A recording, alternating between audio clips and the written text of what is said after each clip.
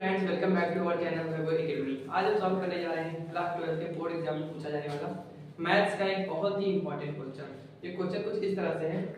इसमें लिखा हुआ है कि निम्न अवरोधों के अंतर्गत z बराबर माइनस का 3x प्लस का 4y का न्यूनतमीकरण कीजिए। यदि x बराबर x plus 2y is less और equal to 8, 3x plus 2y is less और equal to 12, x is greater than 0, greater और equal to 0 and y greater and equal to 0। ठीक है, इसको हम कैसे सॉल्व करेंगे। सबसे पहले ये जो सारी इक्वेशन हमारे पास लिखी हुई है, इनको हम यहाँ पर एक बार फिर से नोट करेंगे। यहाँ पर लिखते हैं सॉल्यूशन।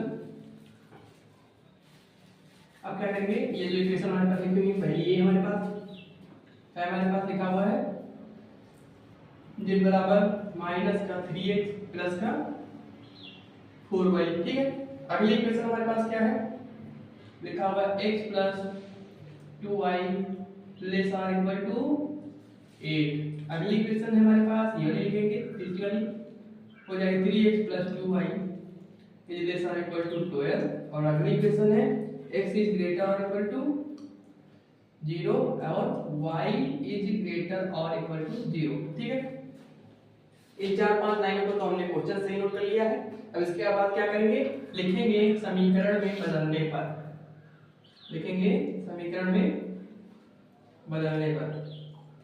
समीकरण में बदलने का क्या अर्थ है, इसका मतलब है कि यहाँ पर जो लेस और इक्वल लगे हैं तो इन सबको हटाकर हम केवल इक्वल लगा देंगे।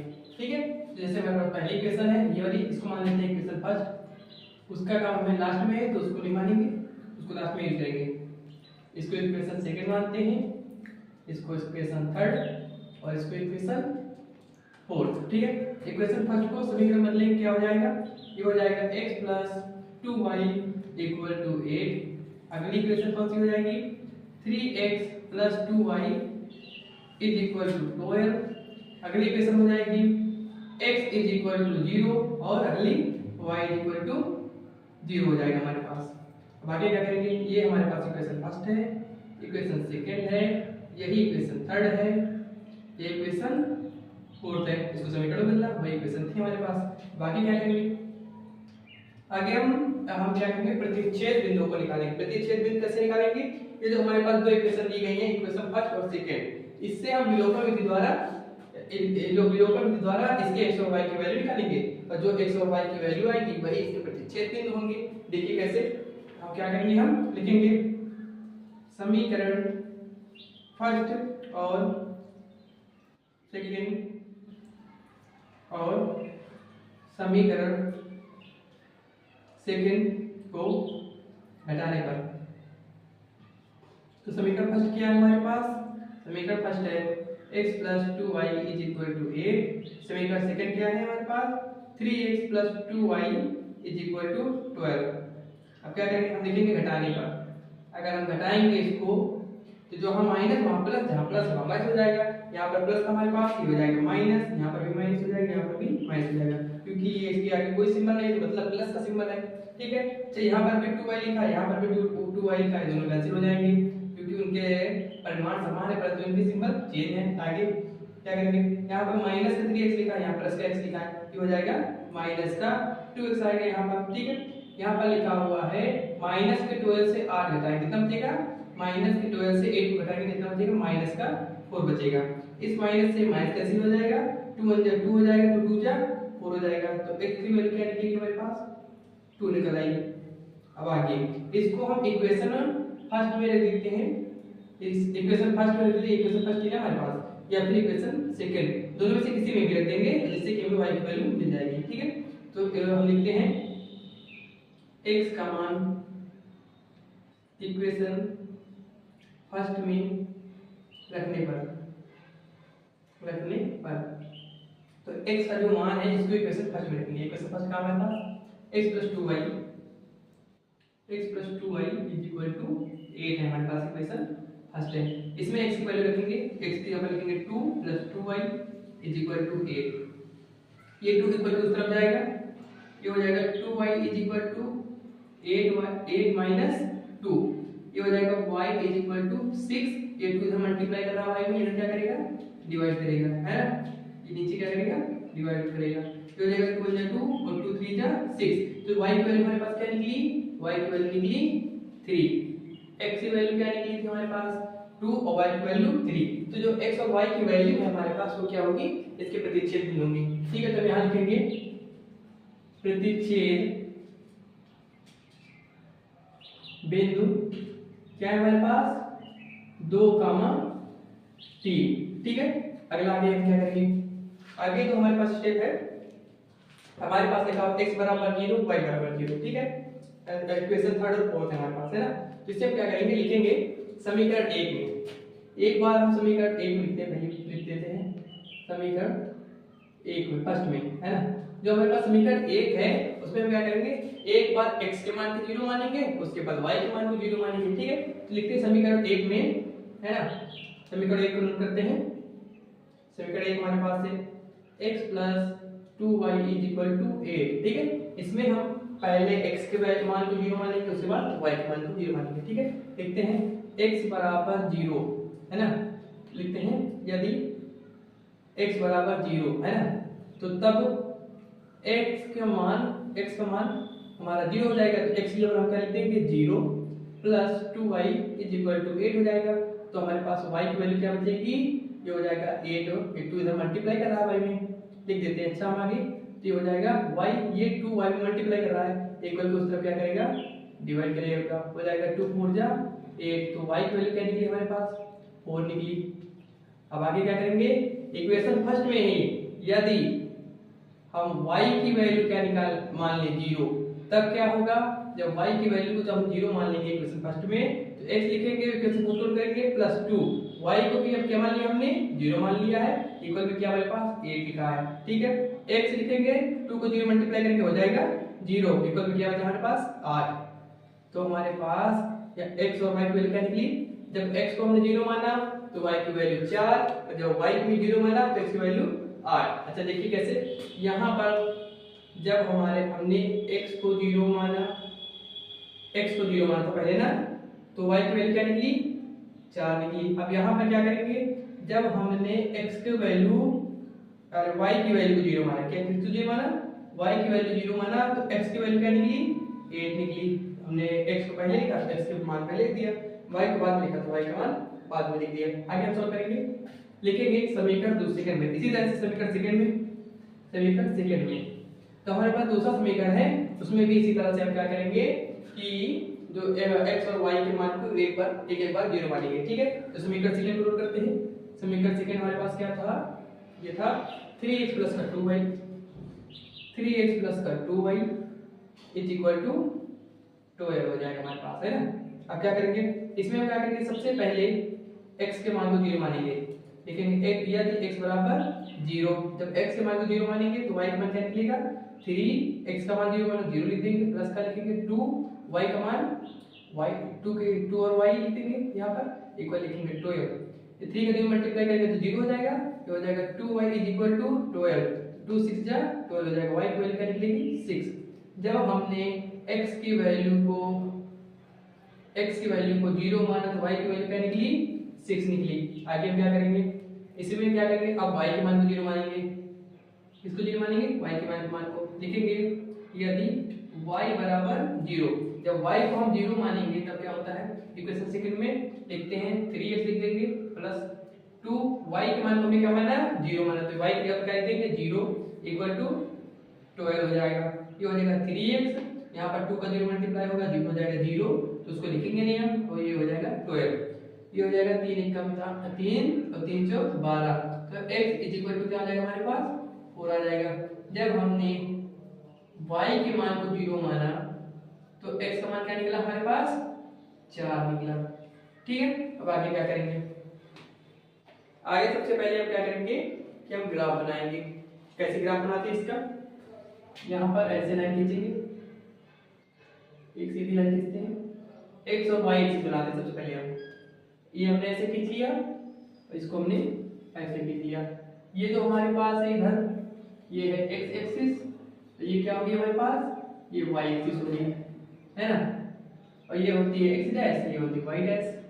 अब आगे देखते हैं, जितने भी हमने मान निकाले प्रतिच्छेद बिंदु को छोड़कर, जितने भी हमने मान निकाले हैं, इस सब में सबसे बड़ा कौन सा है। इसमें लिखा हुआ है 0, 4, इसमें 8, 0, 0, 6, 4, 0। सबसे ज्यादा कौन सा है 8 है ना। तो क्या करेंगे इस सब में 8 8 लाइन खींचेंगे। देखिए कैसे, बीच में जो हमारा सेंटर होता है मूल बिंदु जो जिसका मान होता है 0, 0, यहाँ पर 1 2 3 4 5 6 7 8 लाइन खींचेंगे। इधर भी 8 लाइन खींचेंगे, 1 2 3 4 5 6 7 8। उसी तरह से इधर भी खींचेंगे 3 4 5 6 7 8। और इधर खींच लेते हैं 1 2 3 4 5 6 7 8। एक दो एक्स्ट्रा भी खींच लेते हैं। चलिए 9 9 कर लेते हैं, हो गया हमारे पास। ठीक है, अब आगे क्या करेंगे, हमें क्या करना है, पहले जो हमने जो ये पॉइंट निकाले हैं इन सबको वहां पर दर्शाते हैं। जब पहले हमने x का मान 0 माना था पहले समीकरण में और y का 4 है ना, तो x का मान 0 निकला तो y का मान 4 निकला था। तो यहाँ पर क्या है 0 और y x पर चलेगा नहीं 4 पर रुकेंगे 1 2 3 4। जब हमने x का मान 0 माना तो y का मान 4 हो गया यहाँ पर। ठीक है, अगला इसी समीकरण पहले वाले में ही जब हमने x का मान 8 माना और तो y का मान क्या था 0। ठीक, जब हमने y का मान 0 माना तो x का मान 8 था। तो हमें क्या चलना है x एक्सिस पर 8 तक चलना है और y एक्सिस पर 0। ठीक है, तो x एक्सिस जोड़ते हैं, x एक्सिस पर 8 तक चलना है 1 2 3 4 5 6 7 8। तो x एक्सिस पर हम 8 पर आ गए और y पर 0 पर है ना। तो पहला जो समीकरण था उसका हमारा हो गया काम है ना। तो इसको क्या करते हैं, इसको ऐसे मिला देते हैं, ये रहा मिला दिया हमने। अब आगे हम सॉल्व करते हैं इसको। ये कौन सी इक्वेशन थी, इक्वेशन फर्स्ट थी हमारे पास, इक्वेशन फर्स्ट थी। इसके मान कौन से हैं, इसका पहला मान क्या था 0, 4। यहाँ था हमारे पास 0, 4 ये वाला पॉइंट है और ये वाला पॉइंट कौन सा था 8, 0। यहाँ पर लिख देंगे 8, 0 है ना। अब जो दूसरी इक्वेशन है, दूसरी इक्वेशन में हमने क्या किया था, जो x का मान हमारा 0 था तो y का मान 6। तो x एक्सिस पर हमें 0 तक जाना है, y एक्सिस पर 6 तक जाना है। ठीक है, x एक्सिस पर कहां तक के 0 पर है अभी हम, और y एक्सिस पर कहां जाना है 6 पर जाना है। 1 2 3 4 5 6 y एक्सिस पर हम 6 पर चले गए आगे। अब क्या करेंगे, जब किसी दूसरे वाले केस में जब हमने y के मान को x के मान को 0 माना है तो y का मान क्या निकला 6। ये हो गया हमारे पास। अब ये वाला दूसरा वाला है, जब y का मान 0 माना है तो x का मान क्या निकलेगा 4 है ना। तो जब y का मान 0 माना है, x का मान 4 निकला है, तो मतलब हमें कि y एक्सिस पर 0 पर जाना है और x एक्सिस पर 4 तक जाना है। y एक्सिस पर 0 तक और x एक्सिस पर 4, 1 2 3 4 यहाँ पर पहुंचेंगे हम है ना। तो इन दोनों को आपस में मिला देते हैं, हम ऐसे मिला देंगे। अब आगे देखते हैं जो हमारा प्रतिच्छेद बिंदु होता है। प्रतिच्छेद बिंदु क्या होता है, जहां पर दोनों रेखाएं एक दूसरे को इंटरसेक्ट करती है अर्थात एक दूसरे को काटती हैं। देखिए जो प्रतिच्छेद बिंदु था क्या निकला था हमारे पास 2, 3। ये क्या था, ये था 2, 3। अब आगे देखिए ये वाला पॉइंट कौन सा था हमारा, ये वाला था 4, 0। इसको भी लिख देते हैं 4, 0। अब आगे ये वाला कौन सा पॉइंट था, ये था 0, 6। 0, 6 था। अब आगे इसको सॉल्व करेंगे। ये जो प्रतिच्छेद बिंदु था तो इसका अपन ग्राफ को कैसे छायांकित करेंगे, प्रतिच्छेद बिंदु के इस तरफ सबको हम छायांकित कर देंगे अंदर की तरफ। ये ऐसे हो जाएगा हमारे पास, ये ऐसे ऐसे छायांकित कर देंगे। इसका ग्राफ हमारा तैयार हो गया है। क्या ये क्वेश्चन यहाँ पर सॉल्व हो गया है, नहीं, अभी हमें इसमें टेबल भी बनाना है। ठीक है, आगे क्या करेंगे, आगे में इसमें टेबल बनाएंगे। यहाँ पर लिख देते हैं टेबल। अब क्या करते हैं, लाइन खींच लेते हैं टेबल बनाने के लिए। यहाँ पर लाइन खींचेंगे, यहाँ पर एक खींचते हैं,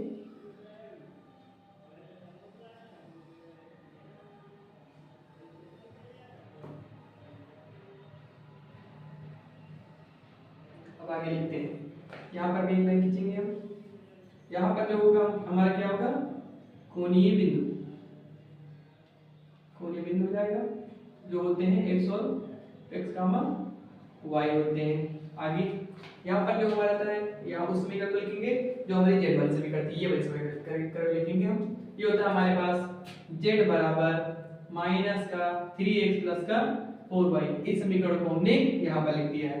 अब यहाँ पर क्या करेंगे, कोणीय बिंदु हमारे पास क्या होंगे, इस ग्राफ पे जो छायांकित किया हमने भाग उसके कोने में जो बिंदु होंगे उन्हें हम कोणीय बिंदु कहते हैं। देखिए जैसे हमने माना है ए बी सी और डी, यही जो पॉइंट है हमारे पास इन्हें ही कोणीय बिंदु कहेंगे। जैसे पहला हमारे पास क्या है 0,0 है, दूसरा है हमारे पास 0,4, तीसरा ये 2,3 और चौथा क्या हमारे पास है 4,0 है। अब क्या करेंगे आगे, देखिए आगे क्या करेंगे, इस इक्वेशन में z बराबर -3 प्लस का 4y, यहाँ पर जब 0,0 रखेंगे, x का मान 0 y का मान 0 रखेंगे तो हमारे पास क्या आएगा 0 आ जाएगा।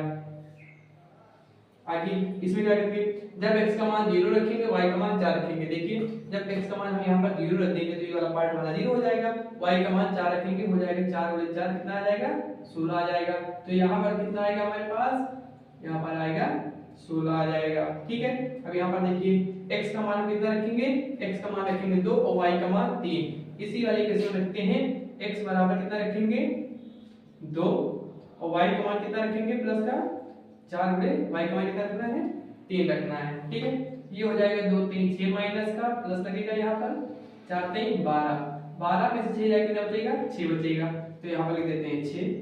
अब आगे क्या करेंगे, यहाँ पर रखेंगे 4,0, x का मान इस बार क्या करेंगे 4 रखेंगे, y का मान कितना रखेंगे 0, लिखेंगे -3 गुणे x का मान 4 और y का मान 0, तो कितना आ जाएगा -12 आएगा। इसको सॉल्व करेंगे तो यहाँ पर लिख देंगे हम -12 लिख देंगे।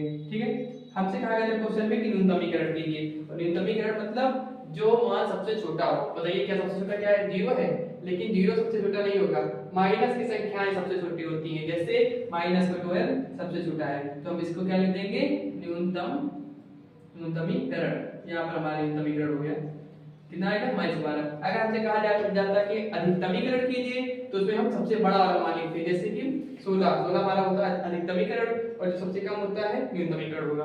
ठीक है, अब देखिए लिखेंगे चूंकि न्यूनतम मान -12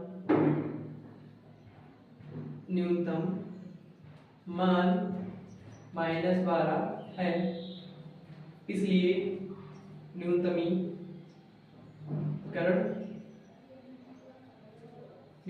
-12 होगा। ये हमारा आंसर हो जाएगा। सो फ्रेंड्स, आई होप आपको ये समझ में आया होगा।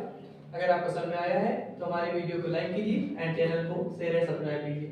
Thank you.